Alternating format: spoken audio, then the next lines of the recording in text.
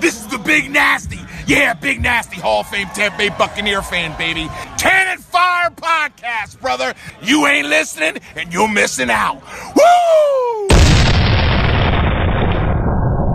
Buccaneers football is back, but that means it's the hottest time of the year for us Floridians. If you're planning on going to any of the games this year, make sure you check out our friends at Cool Towel. It's an all-natural, instant cooling towel. No water, no refrigeration, no prep of any kind is needed before use. Just take it out of the bag, shake it up, and it's good to go. Best of all, you can use it again when you're done with the resealable pouch. Make sure you check them out online at cooltowel.com, and when you place your order, tell them Rhett sent you. Understand that this is the 2018 Bucs. You know, it's a whole different vibe, whole different energy. You know, it's like, you know what I mean? You can smile a little bit, you know. And since I got here, man, we just been grinding. And guys got the same exact goal, man, and just coming together as a team. Leroy's after it. Sacked by Gerald McCoy. And Williams fires over the middle of Giles, open 40. It's a foot race. O.J. Howard, touchdown Tampa Bay. Alstott up the gut, and he goes to the end zone. Inside the 2-1, touchdown Tampa Bay. It's intercepted at the 10. Going coast to coast. 5-3-2-1, touchdown Brent Ryan. Yeah, those up the middle. It's intercepted at the 40. Derek Brooks 30. Quan Alexander will take it to the house.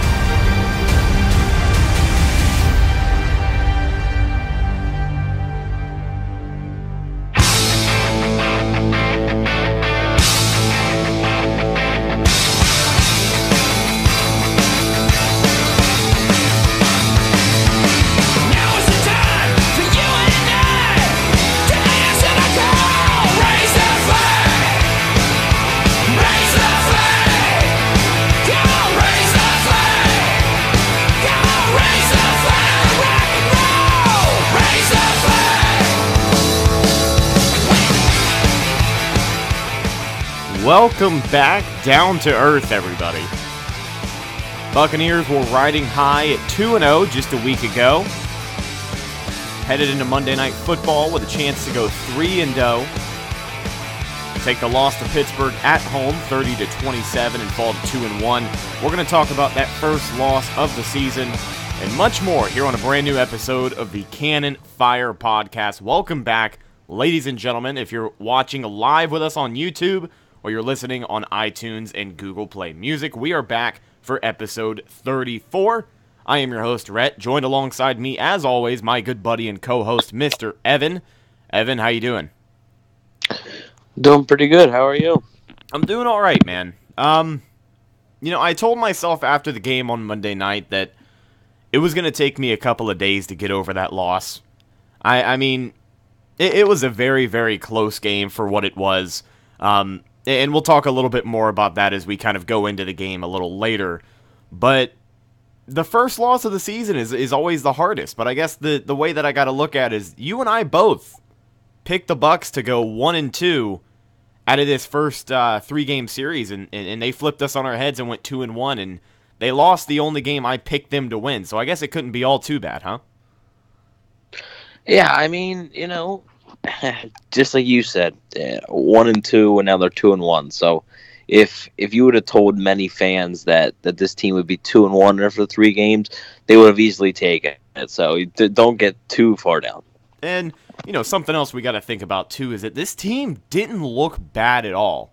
The common point about this game, the Buccaneers trailed big. I believe it was a 20-point deficit at halftime. I don't remember off the top of my head. It was 30-10 at halftime, wasn't it? Yep. Exactly. 30-10. Steelers didn't score a point in the second half, but the Buccaneers came out the second half and they did what they do best. Well, they did what they've been doing best this year so far, and that's just they played football.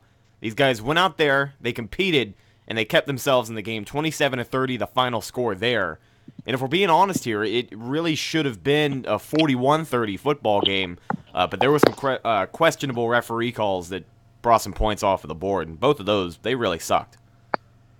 Yeah, I saw your post on Instagram after the game and stuff, and seemed pretty upset there. Oh, man. I had said, I don't do this often. I feel like I should do it more as a Bucs fan, but I really don't do this often. But that game really just got to me on a personal level, and it's because of those referees. And it wasn't even because of the calls on the Buccaneers side of the ball. It wasn't even the 14 points they took off of the board.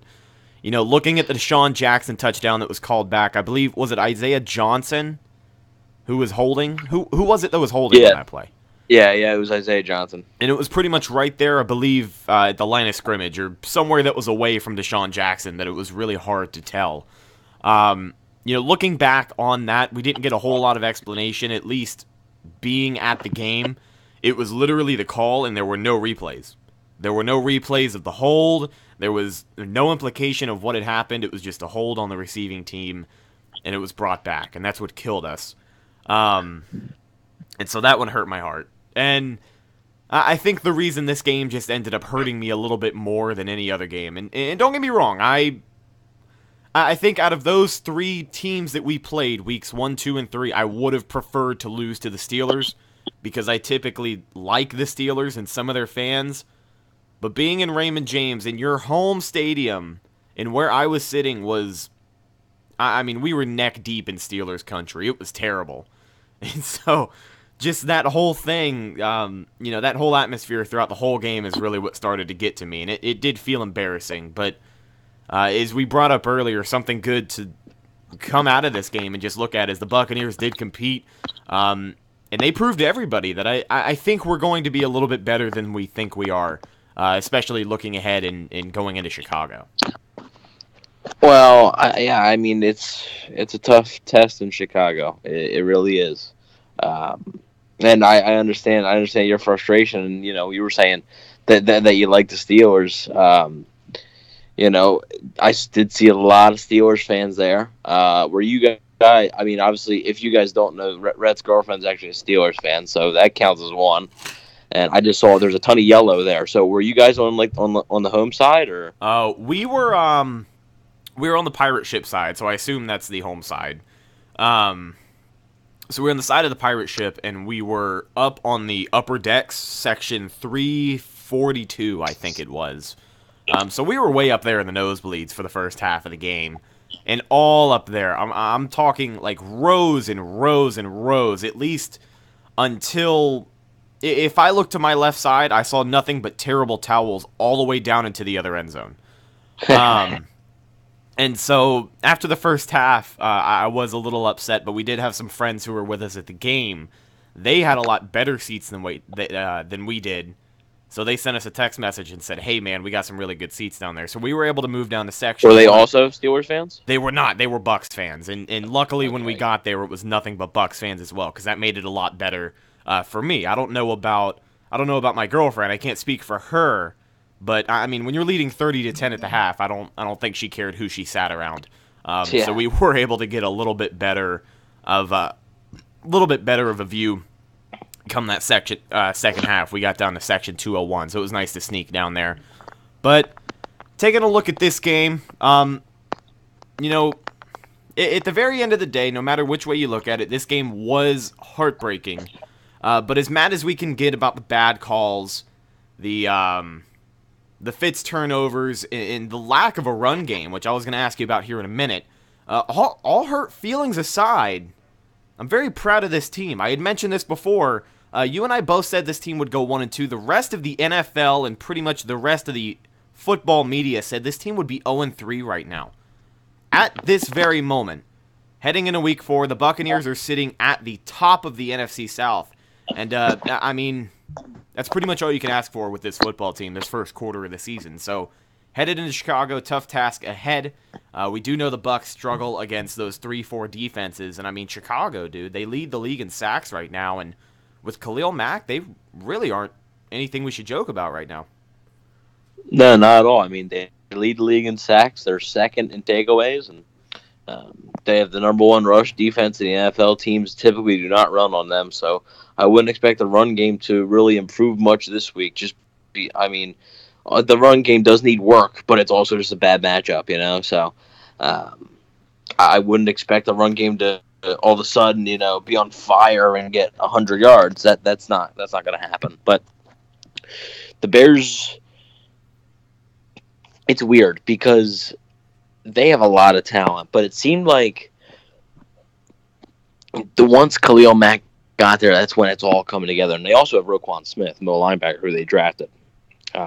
So I mean, they seem like the team. I mean, they came to town last year, right, versus the Bucs, and the Bucs whooped them. And this Bears team, isn't much different on the defensive side of the ball, besides Khalil Mack and Roquan Smith. But those two guys have just been monsters. Big test for the Bucs tackles, and just you got to somehow just contain them. You're not going to be able to stop them. You just got to be able to contain them. And I honestly, I'm going to go out and say that based off of the first 3 weeks and looking at each team, this is probably the toughest game the Bucs will play yet this year. Okay. Now, talking about containing that Bears defense, I wanted to take a second and talk about the Buccaneers O-line. Because week 1 and 2, these guys were playing lights out. I believe out of the first 2 weeks, even against the Super Bowl champion Eagles, Fitz was only sacked 1 time. Now, you take a look at this Pittsburgh game on Monday night, Fitz was getting his ass whooped in the backfield. I mean, he was getting hit a lot when you compare it between the first 2 games and just the level that these guys were playing at. And, something I did want to notice was I'm a little disappointed in my guy, Ryan Jensen. We saw a lot of calls on him in particular, whether it was holding or I believe it was just mostly holding calls, but that O-line didn't look as great as they should have Monday night. And I mean, against... Sorry, go ahead. Go ahead. No, go ahead. And I mean, they didn't look as great as I thought they should have. And we had talked before the game, that Steelers defensive front didn't really seem... I don't know. It didn't seem all too intimidating when you compare it to the first 2 games of the year. You're talking the Saints defensive line and the Eagles defensive line, 2 of the better lines in the league. Now, the Steelers have always had a very high-powered defense, but this past offseason, that was just something they lost a lot of weapons on, was that defense, and they were able to get to Fitz a lot, and that worried me.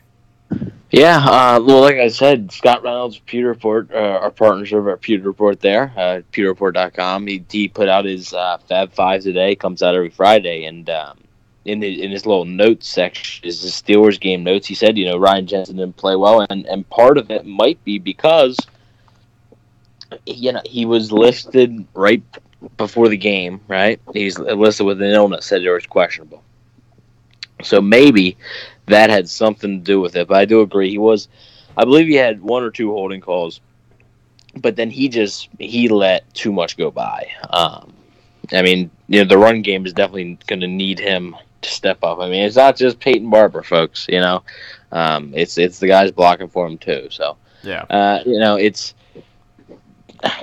a lot of people, this is something that Scott also said, a lot of people are going to blame Fitzpatrick, and when you go back and look at the tape, he actually didn't have a bad game at all, actually. 2 of the interceptions weren't 100% his fault. The one interception that was the pick 6, but going back to Jensen got pushed right back into Ryan Fitzpatrick, and that forced Fitzpatrick to overthrow the ball. And I mean, those 3 turnovers right there killed him. They had 4 turnovers in the first half. That can't happen. Yeah. Also, I mean, but this is a thing for hope, and I'm not going to spend a whole lot more on the Steelers game in particular, but I am going to say this: Chris Godwin had probably the worst game of his career. Right? He fumbled the ball when he was trying to get extra yards, which is nice, almost like what Mike Evans was doing 2 weeks ago, right, against the Eagles. And he fumbled the ball, so they gave the Steelers the ball back, and they scored. Right? So then Chris Godwin also later in the game, Fitzpatrick, I believe, was the 3rd and goal, right? And Fitzpatrick threw the ball. He threw a nice pass, and Chris Godwin dropped it. It was a tough catch, but it's one that he normally makes, and he had it in his hands, and the corner was just able to get his hand in there, and he just let it go. The Bucs ended up having to settle for a field goal then, and guess what? If they scored a touchdown there, they would end up winning the game. So my point is, they had 4 turnovers and one of the worst games from one of their most consistent players, and still lost by 3 points. That's all I'm saying. It's 4 turnovers in the first half. The Steelers had 1, So the Steelers had 3 less turnovers, and they still, and they still, now, yes, the Steelers' penalties did help, but the Steelers are one of the most penalized teams in the NFL. But, 4 turnovers, it can't happen again. I mean, if it happens versus Chicago, I think that's going to end up being a blowout because, I mean, it's in Chicago.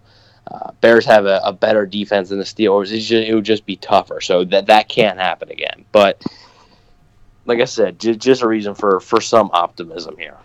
Yeah.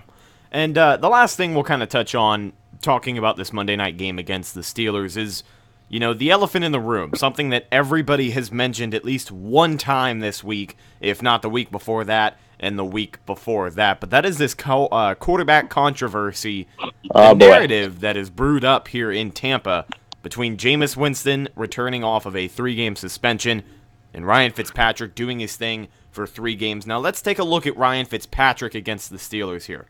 411 yards, 3 touchdowns, and 3 interceptions.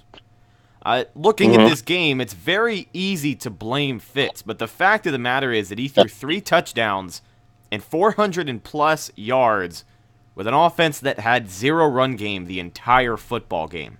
And he was under pressure most of the night. He was fighting off blitzes the whole game. As I mentioned before, he got his ass kicked in the backfield. I mean, even when they were coming back, he still had to. I mean, they were having success, but Fitz still had to escape the pocket and make the throw. He couldn't sit in a. There wasn't one highlight that you see when he's sitting in a clean pocket and makes the throw. It wasn't there.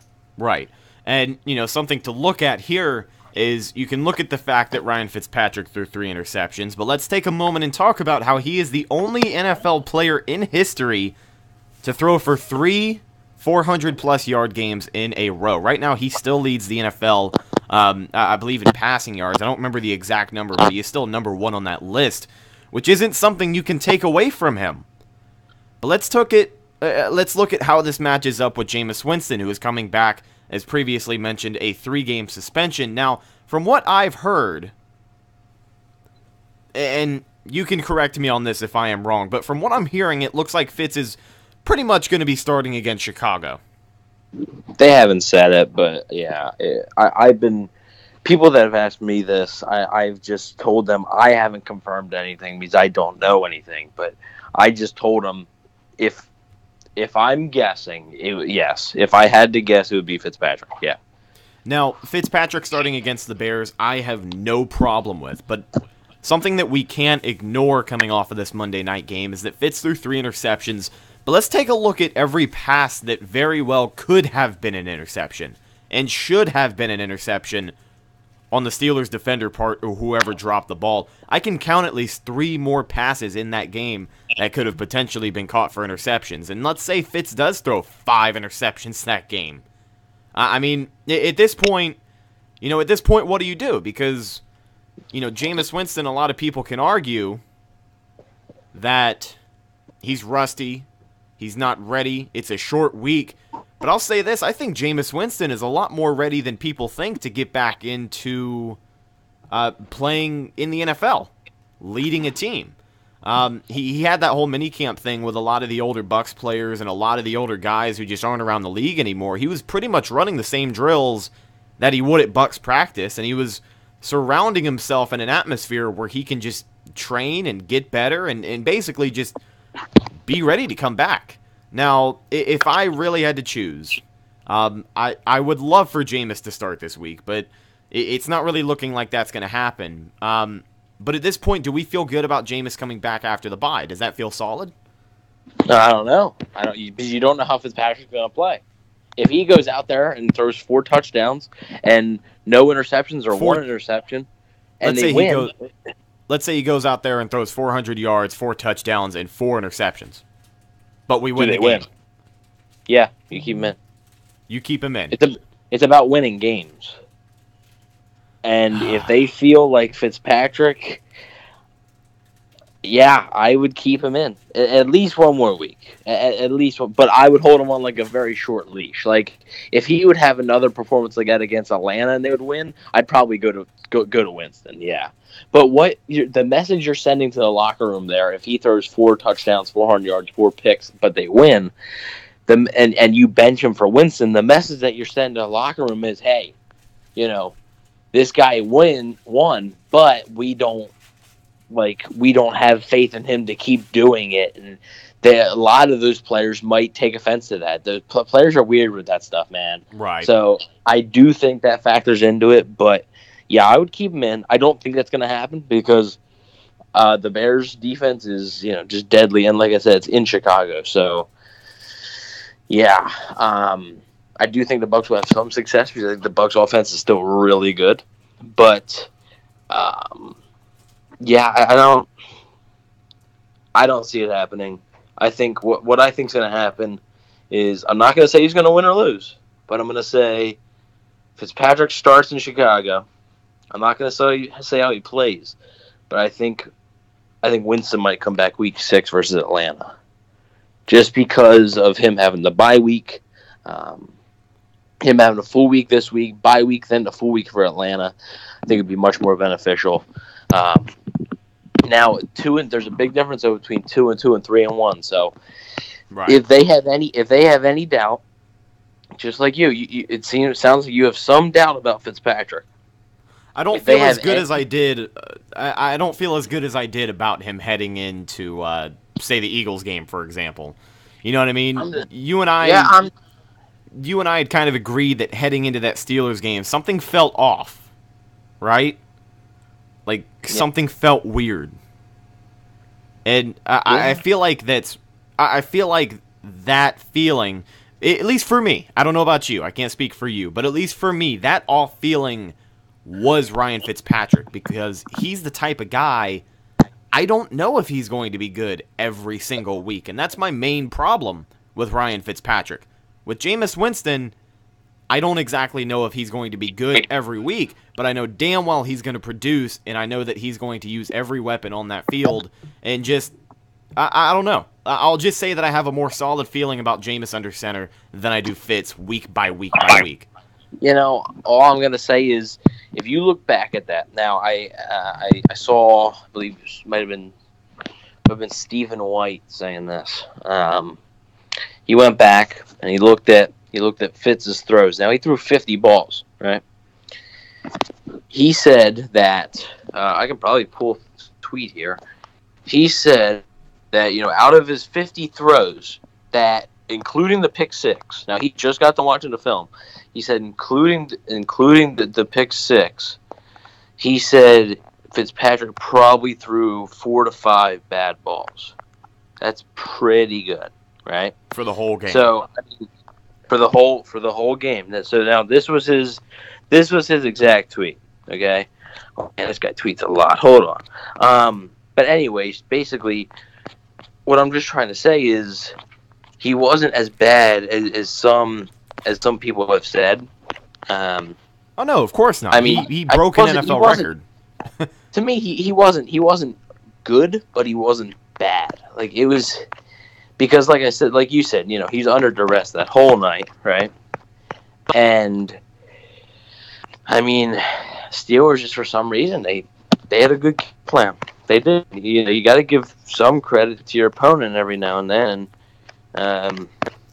When they do well, they do well. And, I mean, the tip ball in the red zone, that can't happen. But, I mean, that's not really entirely on Fitz. He's just trying to do his job and throw the ball. Right. And I mean, in the NFL, when it gets tipped up in the air for that long, it's very unlikely that offensive player is coming down with it. It was up there for a while too. It was up there for a good bit. And then the pick 6 was his fault, but like I said, offensive line kept getting pushed back into him. And then the second interception was just was a miscommunication. So I can't tweet, but yeah, it was something like 4 to 5 passes or something, and that were bad, including the pick 6. So I don't think Fitzpatrick played that horribly, but like I'm gonna say, if they have like any doubt that like Fitzpatrick can't win, then I would start Winston. But I think they still believe in Fitzpatrick, and to me, based on his second half, they give me no reason not to right now. So It could come back and bite me, but if he goes out here and in Chicago throws 3 interceptions again, but only time will tell. I do think that Fitzpatrick needs to keep winning. I think it doesn't really matter how he plays. If they lose, I think they're going to put Winston in anyway. But so if he keeps winning, he's going to stay in. Now, let's say the Bucs win the next game, but for example, Fitzpatrick isn't the reason the Bucs win. He goes out and 2 touchdown, 2 interception. He throws that kind of game. Bucs do walk away with the win. We can still be pretty confident in a Jameis Winston return after the bye week? Because for me, that's the ideal situation. Well, that's probably the toughest situation. Fitzpatrick doesn't play great, and the Bucs still win. Thank God I'm not the head coach on that one, because that's tough. Because, like I just said, as long as Fitzpatrick keeps winning, you play him. To me, 2 interceptions, 2 touchdowns, that's not a bad game. If you want to talk about that as a bad game, then Jameis Winston's had a lot of bad games. Right. But, he goes out there, throws 1 touchdown, 3 interceptions. The run game finally comes alive, and the defense plays out of their minds. Yeah, I might start Winston after the bye week. I might. Okay. Now, we've talked about this high-powered Buccaneers offense and what they can do, and pretty much what they have to focus on going into Chicago, and that is Khalil Mack, because I don't think there's any other player in the league, or maybe a handful of players in the league, that can change the complexion of a football team like Khalil Mack has done with the Bears. But let's look at this Buccaneers defense, because we have got a little bit more question marks than we do heading into this game than we did last week. You've got starting safety Chris Conte is out for the year after playing injured against Pittsburgh, and he can come back sometime. And I'm sure he will. But let me say this really quick I'm not sure when it is. I'm not sure when it is, but he can. Okay.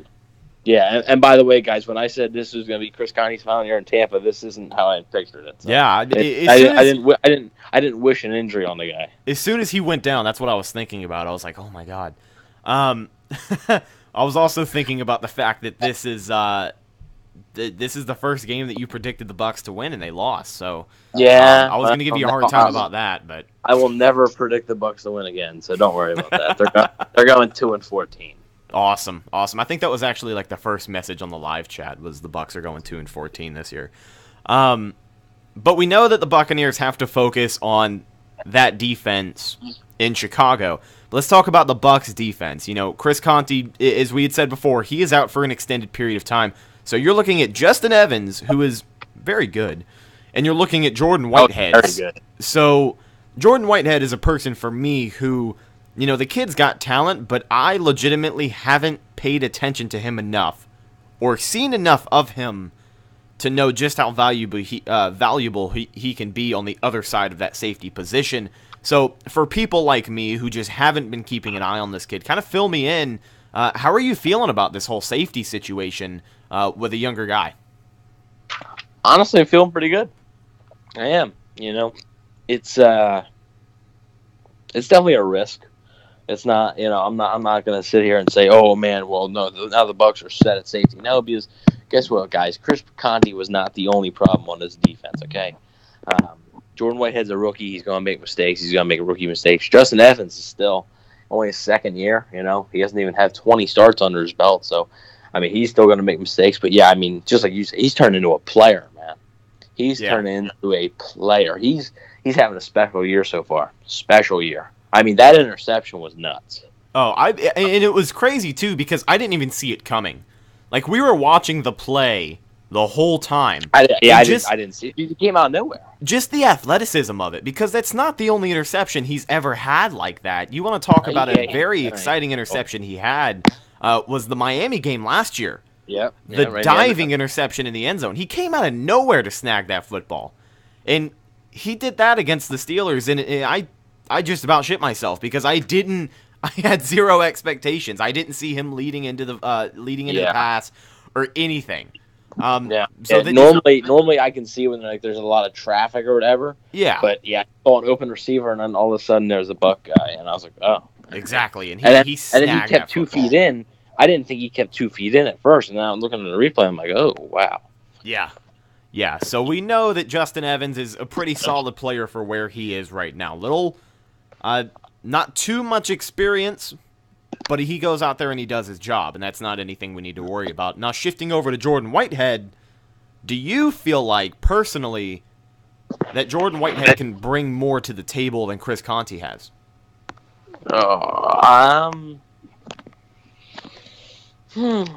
It's difficult because they are 2 different players. Chris Conte he's a decent tackler. You think Jordan Whitehead would have tried to tackle Vance McDonald low? Yeah. I mean, Jordan Whitehead likes to, I don't know how, you know that, Conte. Like, honestly. Like 6'5", 270. Both of us here on the show both don't think Chris Conte's the worst player on the team. He's not. But, I mean, that was horrible. I don't know why. Like, I know. That's not even in football. When a bigger guy, I mean, you get that from watching anything. You take his legs out. That's rule number 1. Exactly. It's in any fight, whether it's WWE, whether it's a movie, whether it's football, anything in life. When you have a bigger guy and he's trying to run at you and trying to get by you and you want to stop him, you don't go high. And especially when you're that much smaller than him. So I do think that, I mean, they play 2 different styles. Jordan Whitehead is more of a hard-hitting type of guy. I feel like he might take a bit more chances, which might get him a little caught, rookie. Like I said, rookie mistakes. But I do hope that, and I think the Bucs hope that they have their guy in Whitehead. So I think they hope that Whitehead can be, this is how I think they see it. I think they see a Pro Bowl star safety in Justin Evans. And I think they see a guy who can be a decent, not great, not really maybe even good, but a decent right-hand man in Jordan Whitehead. So I'll take it, If those are your 2 safeties, I'm fine with that. Especially, I mean, how about Carlton Davis and MJ Stewart, man? Oh, yeah. How about guys? We saw a lot of good defense from those guys. And, I mean, you're looking at the matchups that they had in front of them. Brent Grimes is horrible. Yeah, Brent Grimes was horrible in that Steelers game. But, I mean, we were just talking about the great defense we saw from the rookies. When you compare that to the game that Brent Grimes had, yeah, those guys looked a lot better than he did. A lot. I mean, better. There's no arguing that. And I mean, Ryan Smith not getting the 1 snap, just played his best game. He played better against Philly. Oh man. Than Grimes did against Pittsburgh. Way better against Philly than Grimes did against Pittsburgh. So you mean to tell me that your reward for this guy that played a great game, Cutter said the game of his career, his reward is getting no snaps. Right. And that's definitely not a way to do it. But the question then becomes, does that pretty much show that on the defensive side of the ball in the secondary, they believe that Brent Grimes is their top guy? They believe that he is going to get prioritized over guys like Ryan Smith and Carlton Davis. Now, Carlton Davis and MJ Stewart did have snaps, but let's talk about Ryan Davis in particular. Ryan Davis, you combine the name. Ryan Smith, right. I'm sorry. First off, I mean, Brent Grimes definitely is their guy. But I'm just going to say right now, I was expecting the Buccaneers to go out and maybe sign a free agent cornerback this offseason or draft one pretty high. I don't think that now. I know it's only the 3rd game, but I think Carlton Davis is going to hold his own. I think MJ Stewart's going to keep developing. And now, I mean, this really relies on Ryan Smith, right? But then also, who are we forgetting? Vernon Hargreaves. He's back for next year. So I don't think the Buccaneers are going to address cornerback that much. I really don't. They maybe, in like the 2nd, 3rd round maybe. But I don't see their first pick being a corner or a safety for that matter. I think they're set in the secondary for a while. I really do. I think it's that first-round pick is either going to be an offensive lineman or a defensive lineman. You think that's why they passed on a guy like Eric Reed? Yeah, I think because they feel confident in Jordan Whitehead. Now, I think it's different if Jordan Whitehead goes out and against New Orleans when he came in and against Philly when he came in, looks absolutely awful and loses the game for him. I think it's a bit different story. But, I mean, I still think Jordan Whitehead's the cheaper cheaper option. You know, he doesn't really come with any baggage, even though I don't really consider what Eric Reid's doing baggage. But I don't know if I necessarily agree with it. But I don't consider that baggage. Like, to me, that's I don't think it's something that holds him back as a player, essentially. No. That has nothing to do with him as a football player. He's a good football player, right? Like, I would want him on my football team. But it's tough. But yeah, Whitehead, Evans, Davis, Stewart, Hargraves, Smith. You're gonna be hearing those names a lot for a good amount of time. I think probably at least a few seasons. And like I said, Ryan Smith, still don't know yet. But how are you gonna know if you don't play him? That's all I'm saying. Exactly. But feeling good about the younger guys is pretty much the message we got across there. And speaking of some of the younger guys, first round pick Vita Vea was full participant at practice today. No, well, I don't even know why he's practicing. He's a bust. I don't know why he needs to practice, because he's already a bust. You know what's crazy is that a lot of people probably don't think you're joking right now, and I'll go on record and say that maybe one person watching. Oh no, I'm absolutely not. I'm not joking. Vita Vea is a bust. Ronald Jones. I don't even know why they drafted him. I don't. Chris Condy's horrible. The Bucs should cut Winston and start Fitzpatrick for next year. Right. Right. If he retires, just trade for Tyrod Taylor and you're okay. The Bucs need to trade everything for Le'Veon Bell, and I don't care. I don't care if you end up losing Quan Alexander. It doesn't matter. All right, so here's my question for you: is Vita Vea playing this weekend? Yeah. Yeah, we can feel good about that. Yeah, and I think he's going to start because Bo Allen's not going to play most likely. So Bo Allen's I think probably end up starting. Bo Allen's probably not going to play. You bring in Vita Vea, who is someone the fans have been biting to see since the Ronald preseason. Jones might play too. That's what I was going to follow up with. But Vita Vea, really quick, do you see that affecting that front four pass rush at all? Because the one problem that we've had with the Buccaneers pass rush so far is they're not doing a bad job. We haven't had any games with 0 sacks just yet. But we just can't seem to get home on a lot of those blitzes. Consistently. And building consistency. Do you think Vita Vea is the key that can... You think maybe we'll see a little bit more out of the defensive line with Vita Vea finally in the rotation? Not this weekend. And, I hope fans don't have unrealistic expectations. You got to remember, this kid's a rookie. He's going to go out there and not get 2 sacks, and then we're going to talk about how we need to trade him. He's a rookie, and he didn't have a training camp or a preseason. He also dropped 15 pounds. Yeah, like you realize, how important having training camp and preseason is to rookies. I mean, come on now, right?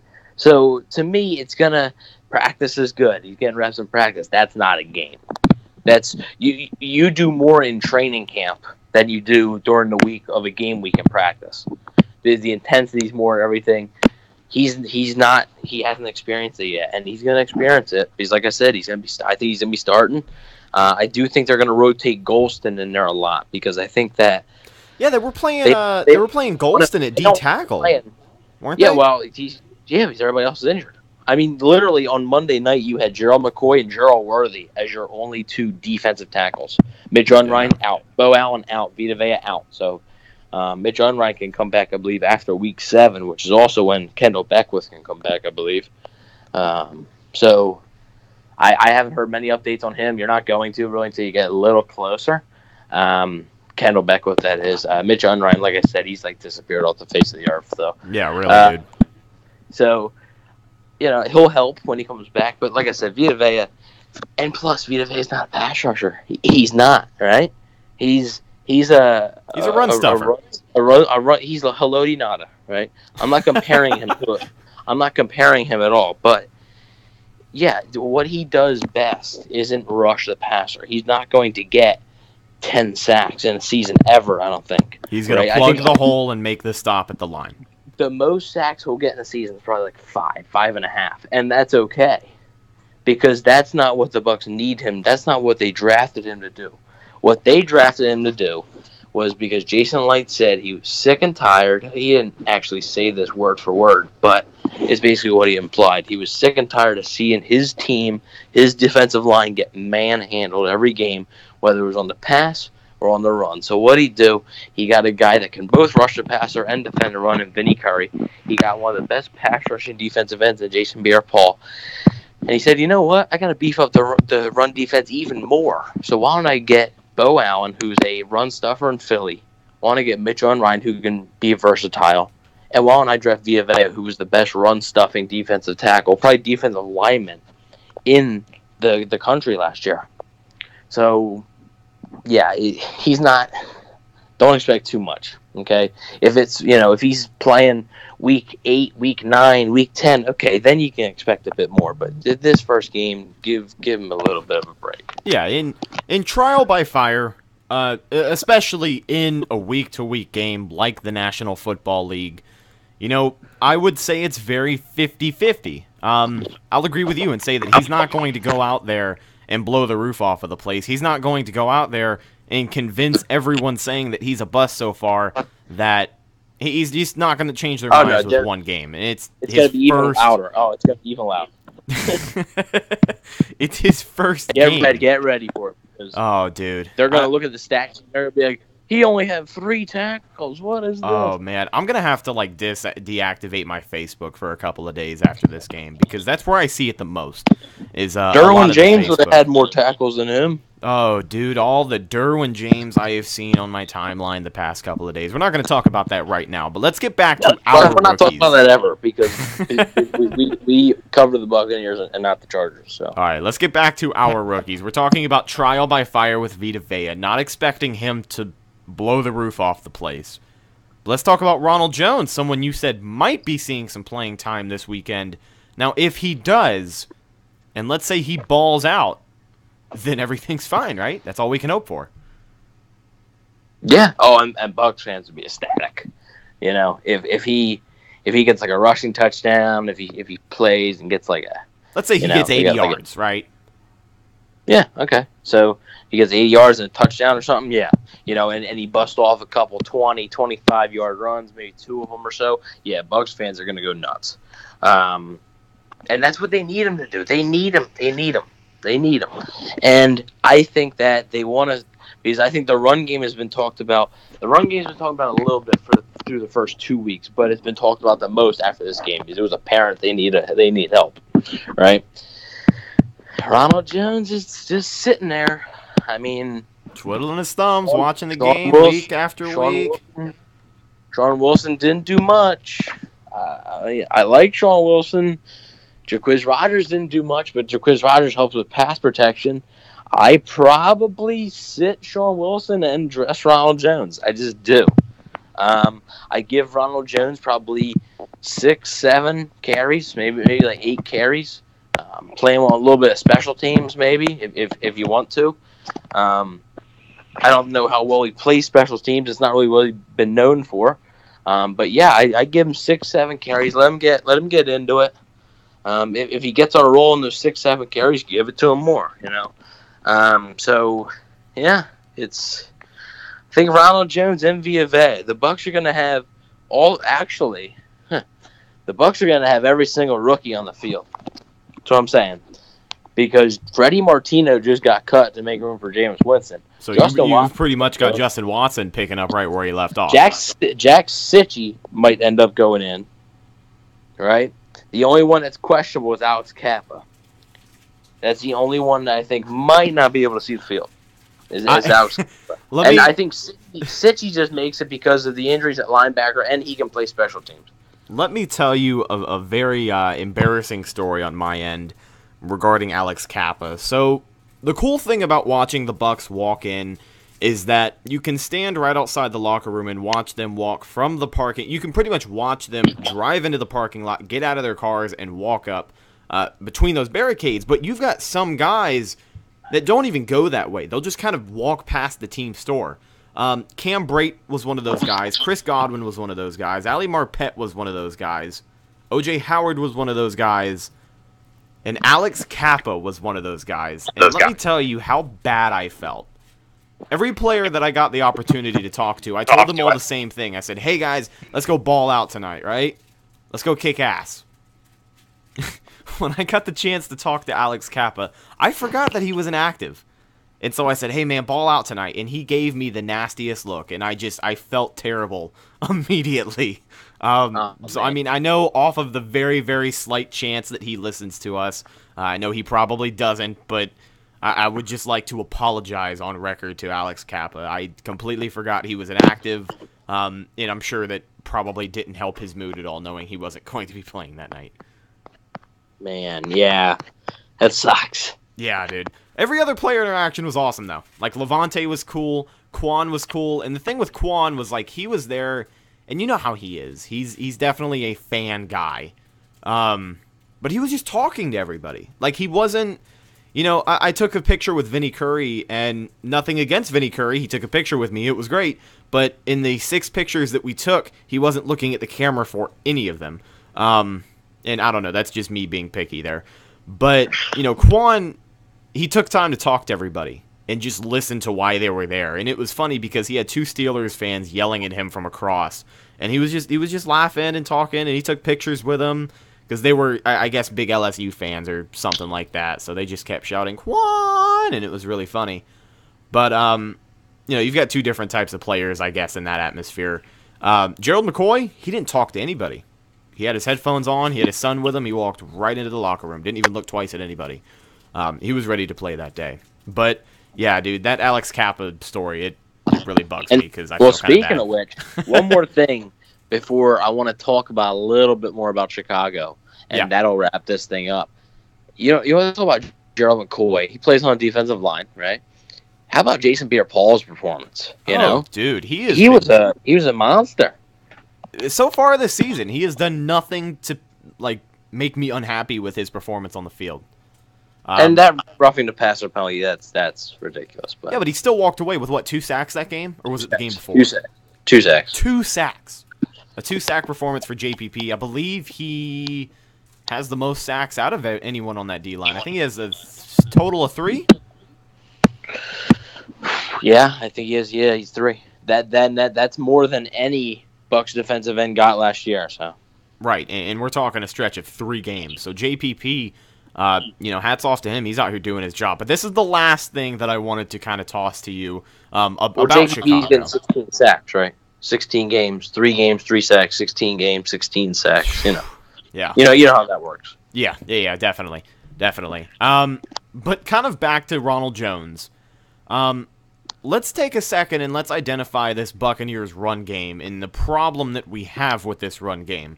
Because I've seen the question tossed around about whether it's Peyton Barber, the play calling, or the offensive line. And I'll go on record and say that I really don't think it's the offensive line, but you put Ronald Jones in the game, do you think that's going to be...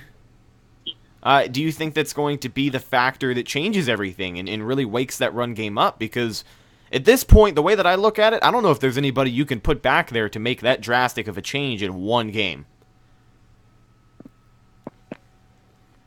Well, I think it's the offensive line and it's Peyton Barber. I think it's a combination of the 2. But play calling, I mean, you can't.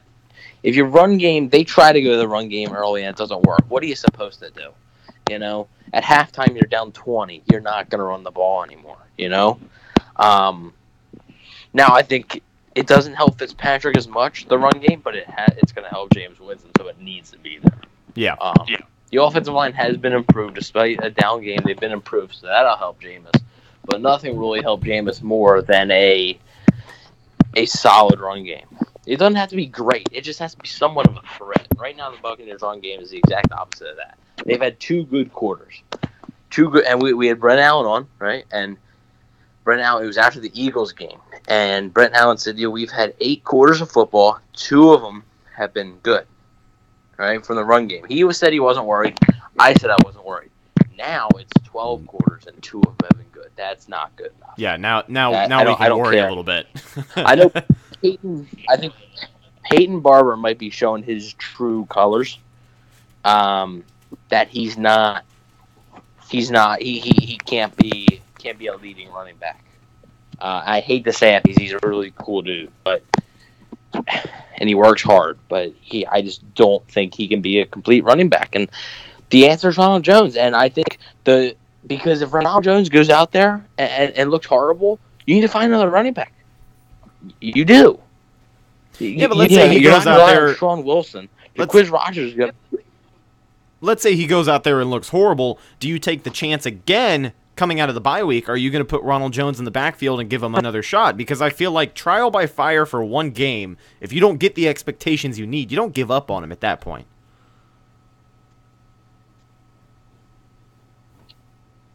I mean, I'm not talking about one game, though. I'm talking about, the season. Okay, all right, my bad. I thought you were just talking about one game. I was like, slow your roll there, Cowboy. Let's say he plays week 4. He doesn't start. He's not going to start. Then let's say, weeks 6 to week 6, 7, 8, he doesn't start, but he finally gets to start week 9, and then starts the rest of those games, right? If he hasn't done anything in weeks 4 to 8, and then starts week 9, and week 9 to 16 still doesn't do anything, then you're in trouble. How can you not draft or sign a running back then? How can you not? You have to. I don't care. Yeah, he's a second-round pick. Dude, if you look horrible and you've been given opportunities, like you're getting 14, 15 carries a game and you're averaging 2 yards a carry, they keep Ronald Jones. Yeah, I'm not saying cut Ronald Jones. Keep him. Keep Peyton Barber as well. Maybe even keep Sean Wilson. But get rid of running back because at this rate, something about Jason Light just can't seem to get it right with running backs. I don't know. Had a chance to draft Darius Geis and didn't. That honestly, that might have bothered me more than the Vita Vea thing. Vita Vea over Jerome James. Drafting Ronald Jones over Darius Geis. Not even. I liked Jones coming out, but I thought Geis was one of the elite players in that class. And for some reason, which everybody said, off-field issues that they wouldn't disclose, nothing's come up. Right, that's nothing that's held him back so far. Nothing about Darius Geis' past has come up. And that's the reason he fell. And the Buccaneers passed on him twice. Now, granted, the second time they had already picked Ronald Jones. So it's not like, they didn't pick Ronald Jones and then. But I don't know, man. We'll see. He needs touches, though. He needs touches. Definitely, and that's something we need to see. That Buccaneers offense hopefully going to be picking right back up where they left off. And let's hope we see a good game against Chicago, because as we had mentioned beginning of the show, the Buccaneers do find ways to struggle against the 3-4 defenses, and the Bears, a very high-powered 3-4 defense, probably one of the most entertaining to watch in the league right now with the defensive side of the ball. But, buddy, we're kind of wrapping up here. If you want to wrap things up here, let's just go ahead. Let's get our MVP predictions. Who have you got having a big game this game? Because we've got a lot of pressure on a lot of guys, as you had mentioned. A lot of rookies on the field. Every single rookie pretty much going to be on the field at one point during this game. And not even just the rookies, but who on that football field is going to need to have a big game, and who do you think is going to have a big game? Well, who's going to need to have a big game is Ryan Fitzpatrick. That's who's going to need to have a big, if he starts, which is most likely. Yeah. Who's going to need to have a big game is Ryan Fitzpatrick. Now, who's going to have a big game? I'm going to ride the hot hand. I'm going to go JPP. I'm going to say Jason Pierre-Paul gets another sack this week. I like it, man. I like it. Now, my pick is someone who, I really wanted to pick Mike Evans. I did, because Mike Evans has had a great year so far. I was thinking about him or Chris Godwin. I was thinking, Chris Godwin redemption game. He had a horrible game last game, going to come out, but I was like, no. Okay. I wanted to say Mike Evans, and recently, guys, Mike Evans actually did just break the Buccaneers touchdown record. 35 touchdown passes. He passed Jimmy Giles in the all-time Buccaneers receiving touchdown list. It's crazy, and he's only 4 or 5 years in. That's exactly, that's and he is now the He's now the number 1 Buccaneer in history by the numbers, and that's something you just can't argue with. But, well, my breakout player is going to be Chris Godwin because he had a bad week last week. Hey, there you go. Like I said, that's what I was thinking too. It's just I decided to go on the defensive side of the ball. So I'm glad you and I are on the same page. But I've got Chris Godwin, man. I think the Bucs are going to find a way to get him the football. I think him and Ryan Fitzpatrick are going to mesh. And he had a great touchdown last week. Let's not take that away from him. He did probably play the worst game of his career, but that touchdown, he just jumped up and grabbed it. I mean, he got up there. That other one though. Yeah. I mean, he did, but he's the type of guy. He's a very, very hungry football player. We've seen it time and time again. He is just a guy who is out there to do his best in his position. And that's what I think he's going to do Sunday against the Bears. I don't know if they're going to be able to stop him. Chris Godwin going to have a huge game. Okay, so who do you think has to have a big game? Not who you think's going to have a big game. Who do you think has to have a big game? Who do I think has to have a big game? Jordan Whitehead. I think if we're going to feel good about the future of that young secondary and the way that it looks right now, I'll say Jordan Whitehead has to at least prove that he's the guy we can be comfortable about in that position. Now, if he goes out there and has a terrible game, I can't really see the Buccaneers making a decision on it that week. Like, I can't see them going out and signing a safety to replace Whitehead. You know what I mean? That's not something I see happening. But I think if he's going to make us feel good about him being in the backfield the rest of the year, he's got to have a pretty big game. So I'll say Jordan Whitehead. He's definitely getting the season. He's definitely getting the season. Now, we see Rojo play. That's another story, but that's something, I'm hoping to see. Like I said, could be a lot of rookies on the field for the Bucs this week. Definitely. Now,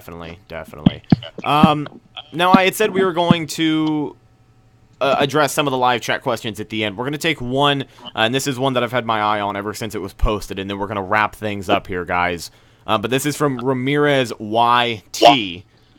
Who will be the better rookie, Vita Vea or Rojo? So you got to pick at the end of the season who's going to do more for the team. And let me just say now, I think it's going to be Vita Vea.